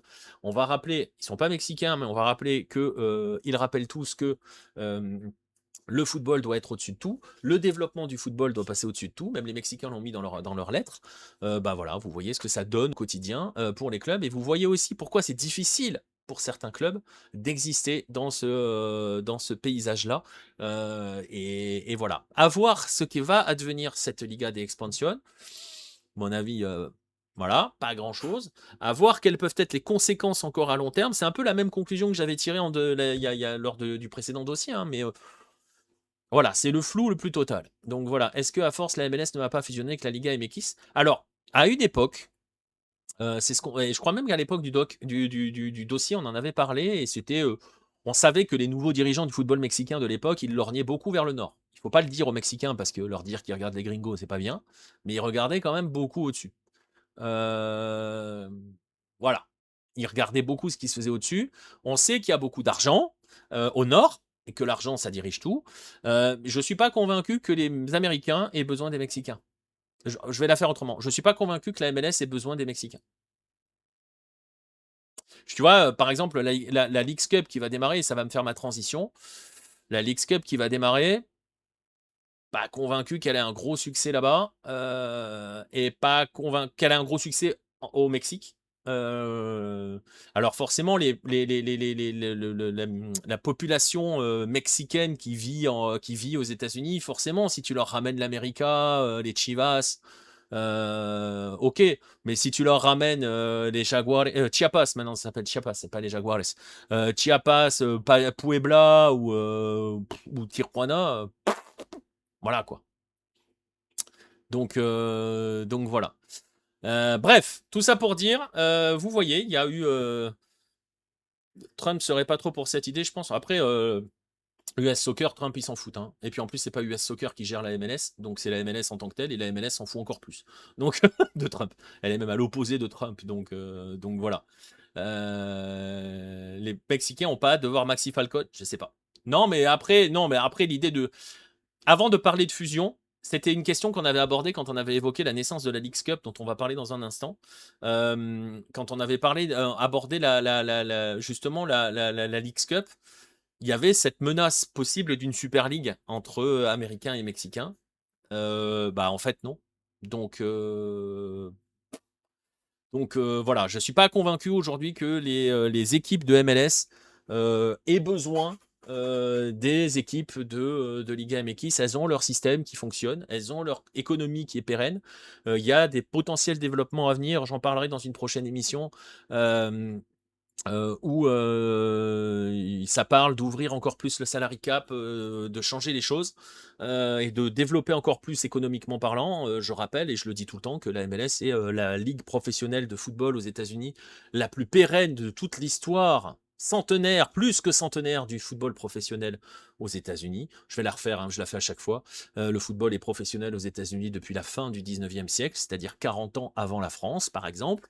Et qu'il n'y a pas une ligue qui a vécu aussi longtemps. Donc voilà, il n'est plus question d'une franchise au Mexique, une franchise à MLS, non, pas que je sache. Et merci, bonsoir Victor Ramus, et justement, ça me permet de finir là-dessus. C'est la même chose, César. Je t'envoie vers la vidéo football et soccer et tu comprendras que c'est la même chose. Et que c'est pas une invention américaine, le soccer surtout, c'est une invention de Oxford. Le terme vient d'Oxford, il est donc anglais, 100% anglais, et les Anglais l'utilisent encore dans certaines de leurs émissions. Mais je sais que tu l'as fait exprès. Les Chivas USA, c'est mort ça. Mais San José, c'est pas déjà mexicain? Non. Et tu vois, par exemple, San Diego, qui est juste pas très loin de Tijuana, c'est la volonté, c'est d'aller chercher, aspirer les frontaliers. Mais pour rebondir et pour terminer là-dessus par rapport à ce que dit Victor Ramus, il n'est même pas question d'expansion pour l'instant en MLS. Le sujet ne revient pas véritablement. On sait qu'il y a des franchises qui attendent, on sait que Las Vegas attend très fort, mais il n'en est pas forcément question. La question, par exemple, c'est de savoir ce qu'on va faire de Vancouver, mais il n'y a pas de sujet d'expansion. Donc avant de se dire, tiens, est-ce qu'ils veulent fusionner avec le Mexique, il n'y a même pas l'idée d'une continuité d'expansion. Il y a eu une époque où on nous disait qu'à terme, il y aurait 40 équipes en MLS. Ils sont 34. Mais pour l'instant, il n'y a pas d'histoire d'expansion. On va surveiller ce que va faire l'USL dans les prochains mois. Mais voilà, pour l'instant, il n'y a ni question d'expansion, ni question de potentielle fusion. Je vois même pas le sujet revenir sur la table, pour dire les choses. Et donc voilà. Ouais, ça va regarder New York-Toronto. D'ailleurs, il va pas falloir qu'on traîne trop. Et puis justement, bah, on va conclure, on va finir ce passage un petit peu là-dessus. On va regarder comment vous allez vous occuper pendant que je serai pas là cette semaine. Et vous allez pouvoir commencer à vous occuper avec ça. Il y a plusieurs compétitions et qui sont en plus gratuite. On parlera de la League. Vous savez quoi? On parlera de la League Cup pendant le match de MLS parce que ça concerne les équipes de MLS. Mais on va parler d'autres choses. On va parler de choses qui se passent dans la zone CONCACAF et des choses que vous pouvez donc voir gratuitement.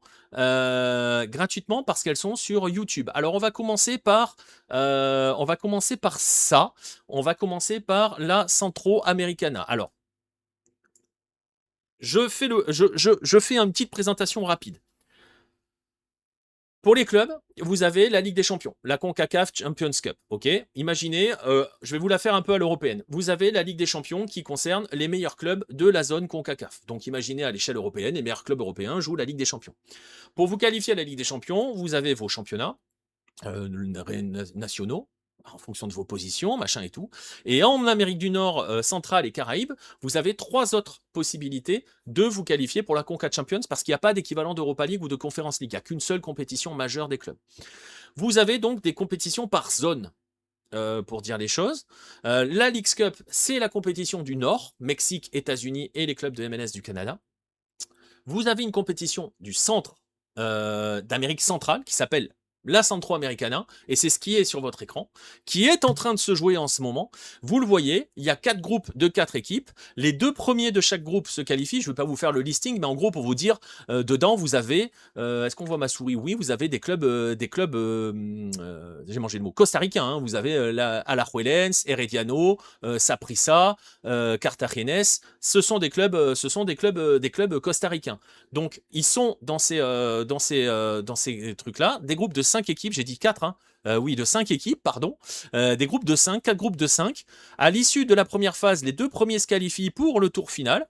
Donc, vous voyez comment ce tour final fonctionne. Vous avez donc, derrière, c'est facile, hein, c'est des quarts de finale, des demi et une finale. Les deux, je ne sais pas ce qu'est la diapo, entre guillemets, suivante, ouais, c'est ça. Et cette compétition, la Centro Americana, elle permet de vous qualifier pour la CONCACAF Champions Cup. Ok? Qui se qualifie pour la CONCACAF Champions Cup? En gros, les 4 demi-finalistes, le champion, les 2 finalistes, le champion et le vaincu, les 2 autres demi-finalistes perdants, et vous avez vu qu'il y avait des repêchages qui étaient organisés entre les perdants des quarts. Les deux, ils font une sorte de 2 matchs. Ils font deux parties dans leur coin. Vous le voyez ici, c'est écrit ici. Vous avez le perdant de cela, de ce quart-là qui affronte le perdant de ce quart-là. Le vainqueur de ce match-là, entre perdant CF1 et perdant CFE, se qualifie pour la Ligue des Champions de la CONCACAF. Voilà. Donc c'est un moyen de se qualifier pour la Ligue des Champions de la CONCACAF. Tout simplement, c'est de l'e-sport. Bah non, c'est simple, hein, voilà, mais c'est un moyen de se qualifier. Pour certains clubs, c'est le seul moyen de se qualifier. Pour certains pays, c'est le seul moyen de se qualifier pour la Ligue des Champions de la CONCACAF. Voilà. Bref. C'est en ce moment et c'est gratuit. Vous pouvez le voir sur une chaîne, sur la chaîne de la CONCACAF. Je vous mets le lien dans le chat. C'est sur la chaîne de la CONCACAF. C'est gratuit. Les streams sont voilà, sur le YouTube de cette chaîne-là. Et vous pouvez voir les matchs. Vous avez les résumés. Vous avez tout ce qu'il faut. Vous pouvez voir les matchs régulièrement qui se jouent. Il y a des clubs de MLS qui ont déjà gagné la Ligue des Champions de la CONCACAF. Oui, il y a Seattle. Alors, si on remonte avant, il y a eu DC United. Et ensuite, tu as plus récemment Seattle et le LAFC. Voilà. Ce sont les 2 seuls. Et donc, qu'est-ce que voulais vous montrer? Peut-être vous montrer à quoi ressemble la chaîne. Je vais vous montrer. La chaîne, elle est là. Je vous ai mis le lien. La chaîne, elle est là. Vous pouvez aller sur cette chaîne-là et vous voyez, vous avez les matchs. Là, on est sur le canal en direct. Vous voyez, voilà, on est sur la phase de groupe de la Centro Americana.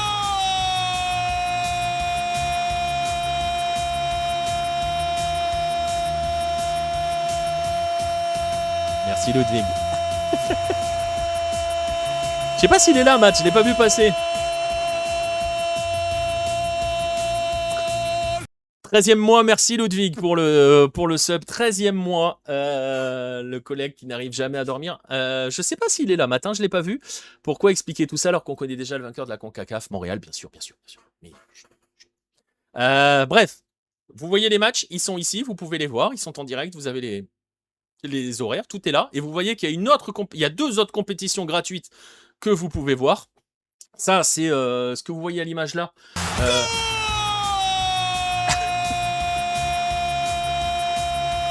J'ai pas eu mon goal. Ça y est, c'est un concours.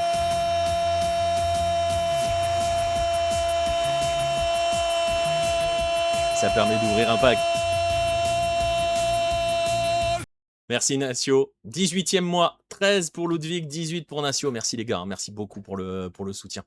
Je reviens à ce que je disais. Donc, ce que vous pouvez voir là, ici, c'est le championnat, la CONCACAF U20. L'euro, l'équivalent de l'euro U20 hein, concrètement. Et vous voyez qu'il y a une autre compétition qui est ici, qui s'appelle la Caribbean Cup. La Caribbean Cup, concrètement, où est-ce que j'ai mis ça? Je crois que j'ai mis ça ici. Alors attendez-moi 2 secondes. Ça doit être ça. Et ça doit être ça. C'est l'équivalent, mais pour la zone des Caraïbes. Vous avez tout compris. Et c'est pareil. C'est une compétition qui qualifie pour la future Ligue des Champions de la CONCACAF.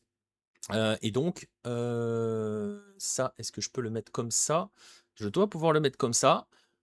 Est-ce que je peux faire ça aussi? Oui, et je vais vous réafficher cela à l'écran. Après, on ira voir New York tranquillement. Mais vous voyez, en gros, concrètement, voilà. Vous avez des groupes, pareil. Voilà, vous avez des groupes avec notamment les Haïtiens de Violette qui avaient réalisé un exploit hein, en Conca Champions il y a quelques années en éliminant Austin notamment. Vous avez donc différents groupes. Vous avez deux groupes de 5 qui permettent de se qualifier et ensuite un tour final. Vous voyez qu'en bas de cet écran, je ne vais pas trop compliquer les choses, hein, mais en gros pour vous expliquer, on attend de connaître l'identité des 2 derniers participants à ce groupe parce qu'il existe une 3e compétition qui permet de se qualifier pour la Coupe des Caraïbes, pour les petites îles, hein, en gros pour Aruba, Bonaire, etc., qui envoient un club là-dedans. Ça s'appelle le CFU Club Shield, pardon. Et donc il y a 2 clubs qui vont rejoindre ces groupes-là, et ensuite voilà, on va se battre. Pendant le mois d'août.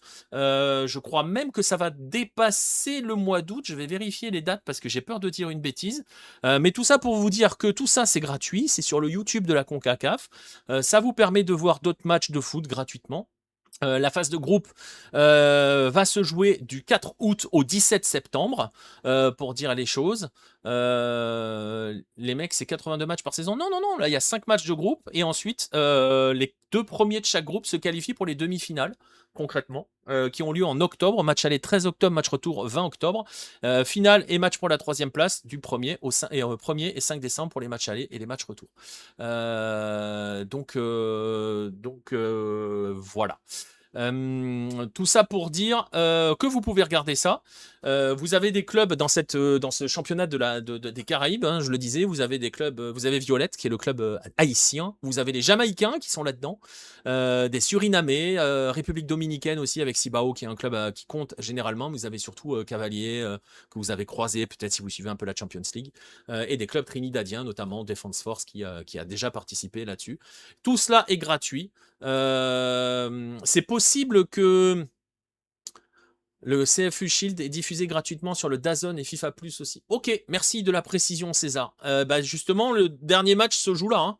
Se joue demain, je crois. Il me semble que c'est demain, les derniers matchs. Donc voilà, vous avez cela à regarder. tranquillement. Vous pouvez en profiter pour aller regarder ça. Ça vous permet de regarder d'autres compétitions d'Amérique du Nord. Et puis surtout, c'est du foot gratuit. Et c'est du foot intéressant. Il y a des choses vachement sympas à voir en général dans ces zones-là. C'est sur le YouTube de la CONCACAF. Et puis, bah voilà, vous allez pouvoir regarder ça tranquillement pour passer le temps en attendant d'autres ligues. Et si vous avez envie, je vous dis, de découvrir d'autres types de football, vous avez cela. Et vous avez donc la version d'Amérique du Nord qui va arriver, qui s'appelle la Leagues Cup, et qui, elle, oppose les équipes de MLS aux équipes de Liga MX, et qui démarre le 4 août. Et elle, pour ceux qui suivent la MLS via Apple TV, via Canal, parce qu'ils ont un abonnement à Canal, et voilà, bah, elle sera dans votre abonnement Apple TV. Elle va se dérouler tout le mois d'août. Elle va occuper tout le mois d'août. Et vous allez voir, donc, alors j'ai pas regardé. Attendez, vous me donnez 2 secondes et je vais regarder. J'ai pas regardé les groupes encore. Est-ce qu'ils les ont donnés? Enfin, est-ce qu'ils les ont donnés? Est-ce qu'il y a un endroit où on peut les afficher? Est-ce qu'ils les ont affichés, ces groupes? Est-ce qu'on les a quelque part, ces groupes? Histoire que je puisse vous montrer ça. Je sais pas si je vais vous les trouver quelque part. Rapidement, surtout. C'est ça que je voulais dire. Parce qu'au bout d'un moment, on finit par les trouver. Mais voilà. Même dans cette compétition, il y a un match pour la 3e place. Oui, parce que les matchs pour la 3e place, il faut que je. Attends, tu sais quoi? Je vais vérifier, mais je crois que pour la Caribbean Cup, le troisième. Euh, je crois que le troisième prend une place. Il y a une histoire de. Attends, je vérifie. Je veux pas dire de conneries, donc je vais vérifier. Je vais prendre 2 secondes pour vérifier. Euh,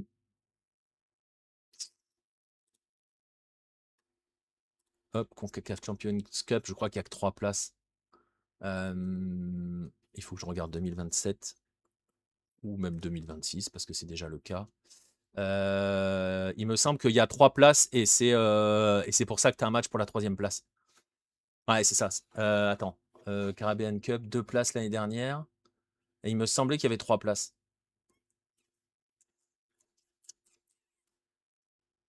Mais c'est peut-être une histoire comme ça, faudra vérifier. Cette année, c'était pas le cas, mais il me semble, voilà. On te donne pas, enchaîne. On te donne pas quoi? But de Sargent. Non, ça a déjà commencé là? Non, non, c'est pas vrai. Le troisième se qualifie en barrage de la Coupe du Roi de Porto Rico. Le vainqueur obtient des vacances à Cuba. Mais non, mais non, mais non, mais non. Il y a des clubs qui jouent à Cuba. Oui, il y a du football à Cuba. On avait fait un dossier là-dessus dans un magazine où on avait été sur place parce qu'on avait un gars qui était à Cuba à l'époque. On avait, je sais plus dans quel magazine c'est, il y a un truc sur le foot à Cuba, avec des photos et tout. Donc dans un des magazines de Lucarno Posé, oui, oui, il y a un championnat à Cuba. T'as demandé si on pouvait te donner 2 secondes, j'ai dit non, bah du coup je les prends pas, voilà, merci, super. Voilà, bravo, merci. On est pressé, monsieur. C'est vrai qu'on est pressé, on va y aller sur le match de, on va y aller sur le match de MLS.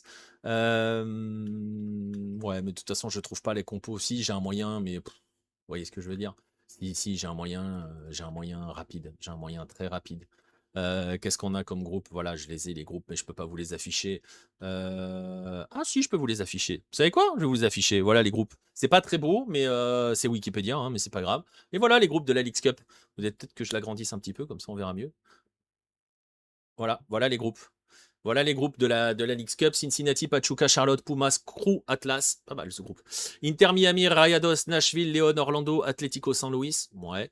Cruz Azul, Philadelphie, City, Necaxa, Chicago, Santos Laguna. Ouais. Tigres, Vancouver, Minnesota United, Juarez, Real Salt Lake, Atlante. Tigres qui a viré Guido Pizarro. Toluca, LAFC, Seattle Sounders, Chivas, Dallas, Querétaro, América, San Diego, Austin, Tijuana, Timbers et Puebla, le groupe Eastern 1, j'aime beaucoup. Voilà. Il y a une ligue en Jamaïque, oui. Il y a des ligues dans toutes ces îles, dans toutes ces régions. Il y a des ligues partout. Voilà, concrètement. Voilà en gros ce qu'on pouvait dire. Voilà un petit peu le tour rapide de tout cela. Le Western 3 a des odeurs de match à 5 h du matin. Oui, carrément, ouais. Elikani, complètement. J'ai pas les horaires en tête, mais voilà. Sachez que ça démarre le 4 août. Donc probablement, alors soit le 4 tard, soit dans la nuit du 4 au 5. On va la suivre, hein, la Leagues Cup, mais on n'arrivera pas avant, à mon avis, la 3e journée. J'ai pas regardé les dates, mais je vois que la 2e journée, c'est du 7 au 9 en milieu de 2e journée, fin de 2e journée, je pense. Pas avant. Bref, on en reparlera, on aura le temps de regarder, on aura le temps de se poser dessus. On reparlera de tout ça tranquillement quand il le faudra. On va aller se poser, nous, maintenant. On va en rester là, donc sur cette partie lucarne américaine, un petit peu. Ça vous donne aussi un avant-goût de ce que l'on fera, hein, quand on va revenir pour faire les lucarnes américaines, soit dans le courant du mois d'août, soit du côté de la rentrée. Ça sent les vacances à l'île de Ré. Non, pas du tout. Pas du tout, pas du tout. 4h30, le coup d'envoi le plus tardif. Ok, très bien. Oh, c'est pas si, ouais, bah c'est pas si tard, mais ça va être tout ce qui est Vancouver, Seattle et machin, parce qu'en fait la Leagues Cup, hein, rappelez-vous tout ce qu'on a dit sur le développement du football, les intérêts du football, blablabla. La Leagues Cup se joue qu'aux États-Unis parce que on peut vendre des places beaucoup plus chères que si on avait joué, voilà, voilà. Tu vois ce que je veux dire? Bon. On n'a rien dit, mais c'est pour le bien du développement du football au Mexique. On fait jouer tous les matchs aux États-Unis, c'est logique. Bref, c'est la Leagues Cup, ça démarre la semaine prochaine. Ça sera sur Apple TV si vous avez déjà votre abonnement. Et si vous n'avez pas d'abonnement, si vous voulez voir du foot d'Amérique du Nord, centrale et des Caraïbes, eh bien, vous avez la Centro Americana qui est bien avancée, mais vous avez surtout la Coupe des Caraïbes qui démarre et vous avez le championnat de la CONCACAF U20 qui est en cours. Il doit rester une journée de groupe à peu près avant la suite. Voilà. Messieurs, dames, on en reste là pour cette partie lucarne américaine. Elle sera dispo sur les plateformes. Je vais faire en sorte qu'elle soit dispo sur le YouTube et sur les plateformes d'écoute. Comme ça, vous pourrez l'écouter tranquillement, à tête reposée, ceux qui ont sans arriver en cours. Voilà. On se donnera rendez-vous pour les lucarnes américaines. Soit à partir de mi-août, je pense à partir de mi-août, on va les remettre en place parce qu'on a beaucoup de sujets à travailler, à faire, à remettre à l'ordre du jour. On nous a donné des idées qui sont pertinentes et donc on va se poser là-dessus. Et donc voilà. On va faire une petite mise à jour parce que c'est tombé pendant le live. Effectivement, je vais vous emmener sur cette page-là parce qu'on a beaucoup parlé tout à l'heure du projet FIFA Forward Enterprise, le FFE. On a vu les conséquences en UEFA, en CONCACAF, en machin et tout. Eh bien, nos chers amis de l'AFC, nos chers amis de la CONMEBOL, qui voulaient se réunir en disant bah pourquoi pas, nos chers amis mexicains qui se disaient bah pourquoi pas, tiens, pourquoi pas, proposer, bah regardez ce qui vient de tomber. Ça marche mieux si je vous l'affiche et je vais vous l'afficher. Hop, ça tombe mieux si je vous l'affiche. Regardez-moi ce beau drapeau de la FIFA. Et regardez-moi ce qui est écrit là-dessous. Le projet FIFA Forward Enterprise avait pour objectif de poser les bases pour renforcer nos associations membres et notre sport à l'échelle mondiale, en particulier dans les pays où le soutien est le plus nécessaire. Il était entendu, comme nous l'avions indiqué dès le départ, que cette démarche ne se ferait qu'avec l'appui d'une majorité des associations membres de la FIFA et au terme d'un processus de consultation les impliquant ainsi que le Conseil de la FIFA, les confédérations et l'ensemble des parties prenantes. Après avoir écouté attentivement tous les points de vue exprimés, il n'y a pas de S à vue, force est de constater que ce projet a suscité des clivages qui, indépendamment du niveau de soutien, ne servent plus l'objectif initialement fixé. Notre objectif a toujours été et sera toujours d'unir et de progresser. Football une el mundo. En conséquence, et pourtant pour le coup, ça a uni le monde, enfin en tout cas une partie du monde. En conséquence, cette proposition n'ira pas de l'avant. Désormais, mon intention est de réunir à nouveau toutes les parties concernées au cours des jours et des semaines à venir, pas dans l'esprit de l'intérêt commun de notre sport et avec l'objectif de continuer à développer le football partout dans le monde, en particulier dans les pays qui ont le plus besoin de notre soutien. Ces mots sont signés du président de la FIFA, Gianni Infantino. Le thème, c'est donc faire progresser le football et au nom du progrès du football. Ce projet-là est donc mort, mais cela ne veut pas dire que ce projet est enterré. Il va réunir tout le monde et on verra bien ce qui va se passer dans les prochaines semaines. En attendant, le projet en tant que tel qu'il est, le FFE présenté là, est mort. Est mort-né, en fait. Voilà. Mais bon, faire progresser le football. Ils ne pourront donc pas faire progresser le football en utilisant ce moyen-là. Il va falloir trouver d'autres moyens pour faire progresser le football dans certains endroits où on a le plus de soutien. C'est malin, hein, le communiqué, parce que ça laisse aussi entendre que, comment dirais-je? Ça laisse aussi entendre que, en gros, bah, les puissants qui n'ont pas besoin de soutien, eh ben, ils ont fait en sorte que les petits qui avaient besoin de soutien, bah, ils pourront pas en avoir grâce au FFE. Voilà. Donc c'est assez malin, je trouve. C'est un politique, hein, on le sait, hein, mais c'est assez malin cette histoire. Mais en tout cas, épilogue de la chose, on a parlé de tout cela dans l'émission, bah voilà, épilogue en plein suite du live. Épilogue, le FFE est mort-né. Mais c'est intéressant d'avoir vu comment les différentes confédérations réagissent à ce type de proposition, à ce type d'attaque directe au football. C'est intéressant de voir quelles ont été les réactions. C'est intéressant de voir que l'UEFA n'a pas plongé. Au contraire, elle a été finalement la plus vive à s'opposer. Parce que il n'y a que l'UEFA, hein, qui a demandé le boycott. La CONCACAF a rejeté le projet, mais n'a pas parlé de boycott. Pendant que l'Asie, l'Océanie et la CONMEBOL ont fait « Oh, on veut bien discuter quand même », et que l'Afrique a toujours pas de réseau.